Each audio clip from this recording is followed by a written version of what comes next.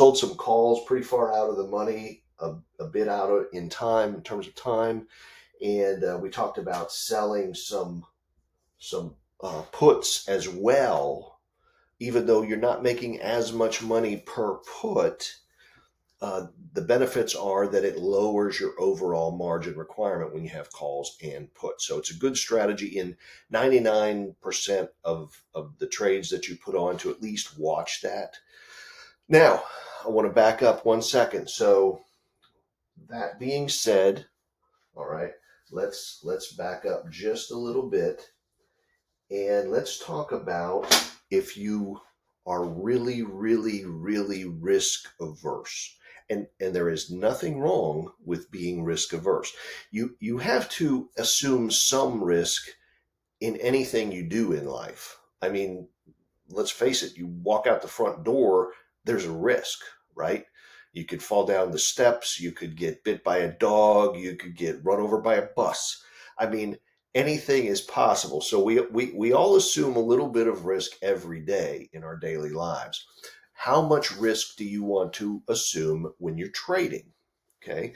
These are things that you have to ask yourself and you have to kind of come to terms with based on your own personality. Your account size is a big one. Okay. Um, Obviously, when you have a small account, if you're just getting started with a small account, um, the exchange isn't going to let you take too much risk, first of all. So they're going to monitor you really closely, and you really don't need to be taking a whole lot of risk um, because of your account size. So you're going to figure a lot of this out when you paper trade. Okay. Now, I don't want you to get I don't want you to jump the gun. I don't want you to say, well, look, Tom's showing us some of his trades and um, I can see I can see because this is would have been my thought process would have gone this way too. Well, if he's showing me the trades and he's successful, then why waste time paper trading? I'm just losing that amount of money I could have made, even though I'm showing a profit in paper trading. I lost that money because I didn't actually make it in real money, right? So I know those thoughts are going through your mind. Okay. The point is, though, it's not just what to trade.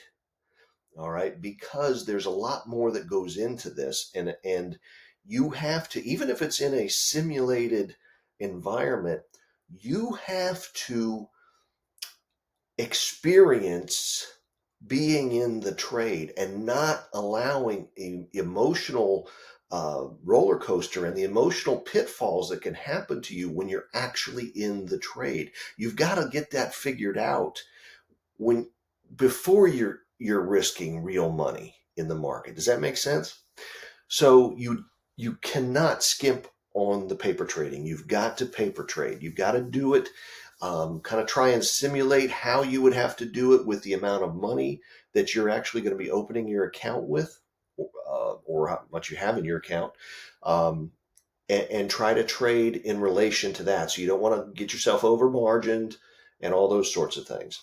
But we talked before about what's a greater risk trade and everything else.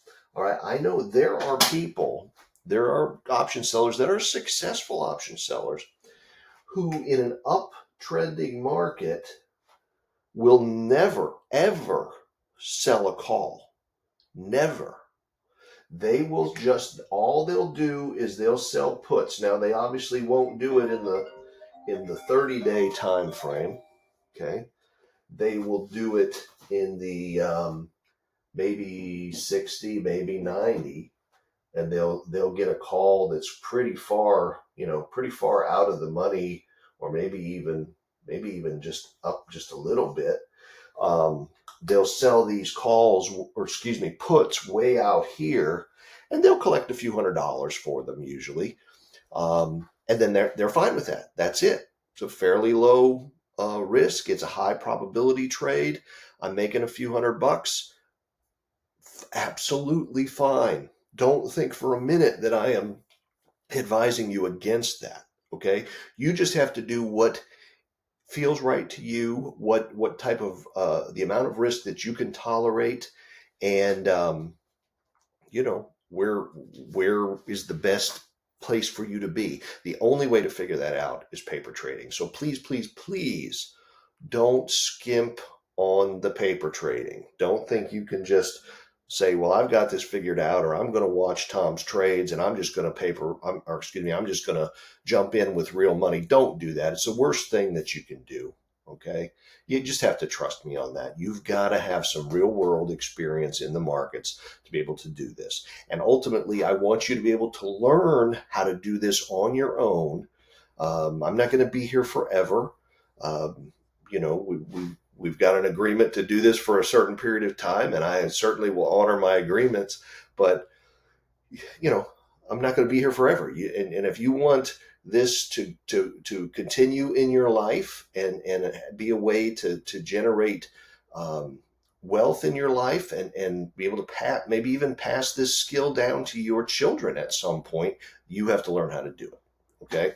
So that being said, there's a lot of different ways to approach the market. There's a lot of different ways to look at the market. You've got to find out what's comfortable for you, what markets are comfortable, what strategies are comfortable. Some people, like I said, would never, ever try to get out in front of an up-moving market with a call. They would just consider that suicide. And I totally get that. Just because that's the way I trade, not always, but that's the way I trade, quite often. That doesn't mean it's for everybody. Okay? All right, fair enough. I think we've beat this horse long enough. I apologize for the technical problem on the last video. Well, I think we're going to try and stitch these together so it comes out in one. But anyway, that's that. We'll probably be adding videos on a regular basis as students have questions or as things come up that I think need to be added. I did want to give you this website, this web address. We talked in the beginning of the video about kind of securing some fundamental data. I thought this is a really good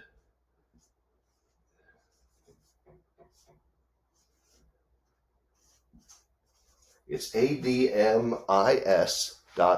Hopefully you can see that okay. ADMIS.com stands for Archer Daniels Midland Investor Services.com. You can go to that website. They list quite a few market commentaries from different experts.